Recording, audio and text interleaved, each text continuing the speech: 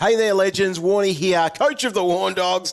A bit of an apology to start with. First up, this video is probably not as good as I want it to be, but I'm going to probably extend and try to talk a bit more stuff in this because my article on dreamteamtalk.com, which drops on Friday, the Friday Fantasy Fill-Up, which I'm pumped with how that's going. People seem to enjoy it. It's getting quite a few views and stuff. So I do want to keep that going, but life has been nuts this week. So I haven't been able to do that to the point of me having to actually be at work this today, which is what's actually hurt me a fair bit to be able to get this out. So anyway, I'm going to talk through the things. Here's my team at the moment. Now, this has actually got the trades done. And these were the ones I actually did this morning, which aren't the ones that are on the video, which is on afl.com.au. So this is one of my options that I've got there. Actually, let's go back to last week. So round 7, the Warne Dawgs, pretty average, as we know. So rookie-wise, I have Jimby there, Cincotta, Ashcroft,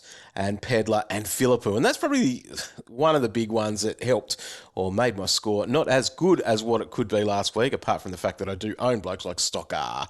I own blokes like McGrath. I had Will Setterfield there, yada, yada, yada. Anyway, I've got a bit of work to do because last week my bench had, Chesser, Cowan, Roberts, McAndrew, Long, Wagner. All DNPs. I had 2 dudes on my bench essentially that were playing guys, and one of those was Van Ruwen with a 40.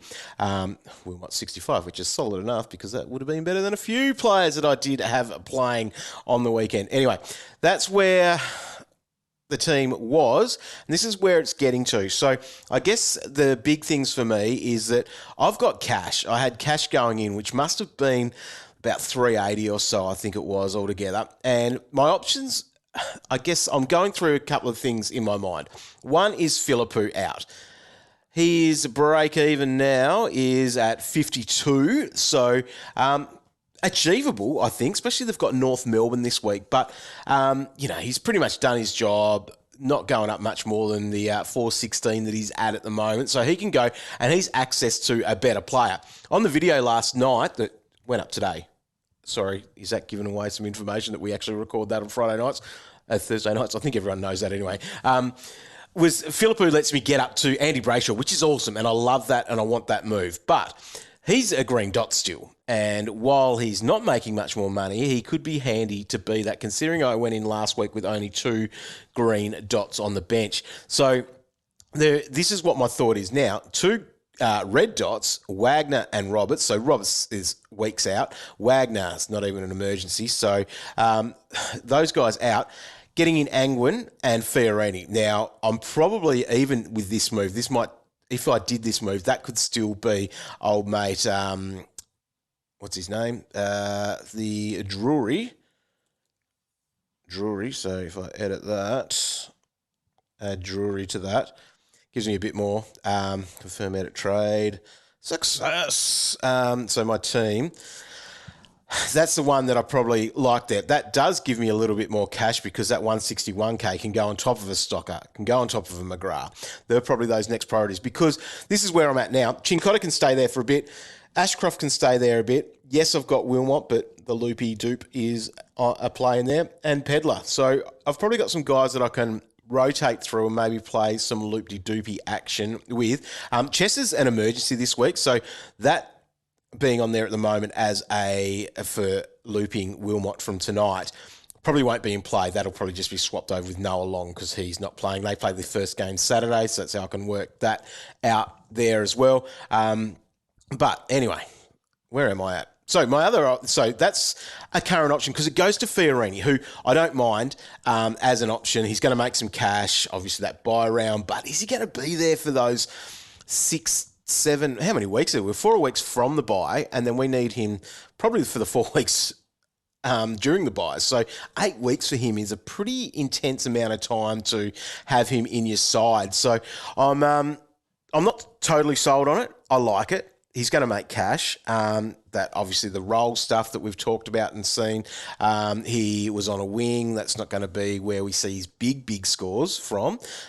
We like him as an inside mid, but I think he's got the job security and the time to get through on that. So anyway, that's the main thing from that. So if I was to get in Brayshaw or another big midfielder, well, let's have a look here. My edit trade, it doesn't get me to anyone that I'd want anyway. I guess the only other one would be I should be able to get to, I assume, Roy's mate Butters. Yeah. So I should be able, I'd get to that if I wanted to. So I could add Butters there. And, oh, no, I can't. Oh, man. Miss out on that. Oh, that's if it's Roberts. So I could get rid of another dot. Anyway.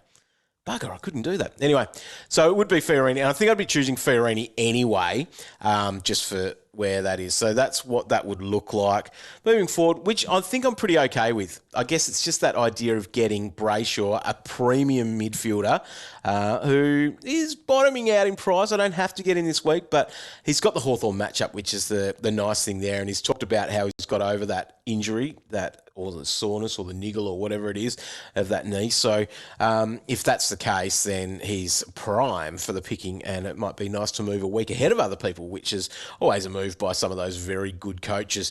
So that's where that is at the moment. Now, I am doing a little bit more because, as I said, I haven't been there, and some people don't actually even really look at this that well, but if you want to see the most traded in players, click on the coach's choice and you can see stuff here. So most traded in at the moment, Rory Atkins is still there at number one, 14.8K, and it's okay. I'm okay with it.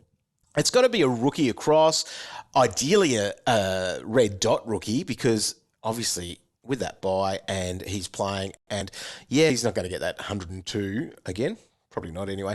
But he's going to, for that price that he's at, so what is he, 386? It's a good play. I'm okay with it to be able to do that, because that's how our shuffles can work. This week's an interesting week of trading where people will play that. Obviously the downgrades there, Drury, so he's the basement price at 200. And Angwin there, you're paying a bit more with the 251K, but his job security should feel all right, although had a couple of little sources that, he should stay in. I just don't know the long term of that. Fiorini's there. Chincotta, obviously, still not too expensive to get him at 301, especially when you're looking at him. He would then be a longer term play as an on-field player for you if you are buying him now. Will Day's there. Kemp, I'm not totally sold on doing that move. Weddle is almost a little bit of a forgotten guy with all of this. So 282. Yeah, I'm definitely okay with that. There's just that little bit of extra dollars. Again, if you're getting him, he's an on-field dude for you. But how many of those guys can you have when you're looking at that stuff? Like, he'd have to be rocking that D6 position. So, interesting there. Now, who was the other player I was thinking of in that mix? No, that's gone out of my head now. Anyway, most traded out at the moment, Jinby, and that's a cool, fine play to do. I'm probably just in a position where he's a green dot. I want to keep him for now, while that score last week wasn't awesome and his price is probably going to, be stagnated, because like when you look at these match stats here, you see there's 50, the 62, 43, 48. Those sorts of numbers, and that's why his break-even is 67, are pretty much below what he's doing, and he went down that 3K last week. Other outs there, Philippou, time to go. I am quite happy to move him, but I think it's just that green dot that he is at the moment. Probably not slipping in the dollars as much, but it is time to go, only because as well, I think he's looking pretty tired. Setterfield, I'm backing him in, but that's totally up to coaches that want to do that. Obviously has Port Adelaide this week, which is a tough fixture, and we've got there Brisbane that aren't so easy either, but into Richmond, Eagles, North, and Carlton. I want to run that to the bye. That would be in an ideal world doing that. But, yeah, that really sucks. Getting that score last week, 50-4. Anyway, right, what else are we looking at in those outs there? Cam McKenzie, go. Fergus Green, I think he can go, definitely. It was nice, those couple of 70s that he had for coaches. But, you can move him. Break even 43, so it's obviously achievable. But that price or those increases have probably stagnated a little bit. Cowan can go. Phillips needs to go, I think. Calvinator's in that position as well because he's got dollars on his head as well that you can do stuff with. 405k, so you can do something there. And Andy McRae, of course, I'd like to be getting rid of him. Weller, that knee, just be happy with what you've had from him. He's been bloody good, so 784, go and move him along. So that's where it is. I guess lots of things that you can be doing this week, and those Suns are definitely in the equation there, as we mentioned there with the Rat Atkins. He is a popular in, and with good reason, because at that price, it's pretty low risk. I wouldn't want him well, God, he's better than Stocker, maybe. Like, you'd have to be sitting in that sort of position for you in a D5 or a D6 there.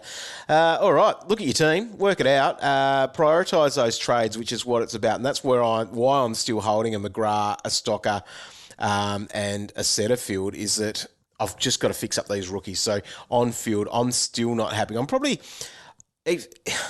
okay with Chincotta being there, Ashcroft being there, and Pedlar being there at the moment. So the Pedals, he's been all right. So I'm okay with those guys being on field. I'd love it if it wasn't having to do this, but I've got the looping opportunities to do a Wilmot, etc., making that happen. So, anyway, that's where the Warne Dogs are lining up this week. Captaincy and vice-captaincy going with Taranto to start with, and I think Timmy T's my best of my captains to come after that. Obviously, look at your timing of games. So this weekend, we've got Carlton and Brisbane tonight into the first Saturday game of Richmond and West Coast. Just work out where you've got you guys. It's unlikely that McAndrew is going to be getting a game, so he's probably my main guy that I can float with my captaincy off the bench there. Because I've got Rowan Marshall in the last game, so they can be flicked around, which is nice to be able to do. But it's a really tricky one because my other dudes are Eagles, and they're playing in that first game against Timmy T, so I can't use those guys. So, McAndrew, I assume he's not making the 22, but he's very unlikely to be the sub, so that's where it does get tricky. Considering I had 2 bloody green dots last week, incredible scenes with the lack of opportunity that I've got to use with that. Chester, be careful with, because he could be the sub. They've flown him as an emergency. All right, I think I've talked a fair bit here, probably too much, because people are going to switch off and be a little bit bored. Good luck for round 8. Thanks for being part of a DT Talk. You can keep clicking back there. Plenty of great stuff. Go and check out Calvin's captains. But a big shout out to all the legends that have got on board our Patreon. We're having a lot of fun doing it. It's full of great content and great people. Make sure you grab Jaden's spreadsheet, which will be up there by Fridays, whether that's in the morning or so, each week, so you can check out his projections, which is a big part of it. It is pissing down with rain here in Lonnie, so build a stadium with a roof would be a good thing to do. I'm going to get wet going back to the car. So anyway, thanks heaps, legends. Good luck, and we'll see you on Sunday night for the live stream on Patreon. That should be a lot of fun. Hit me up on Twitter. I'll try to get to some questions, but got a bloody busy weekend as well coming up. It is a nuts time at the moment. So again, apologies that the fantasy fill-up wasn't great. And anything.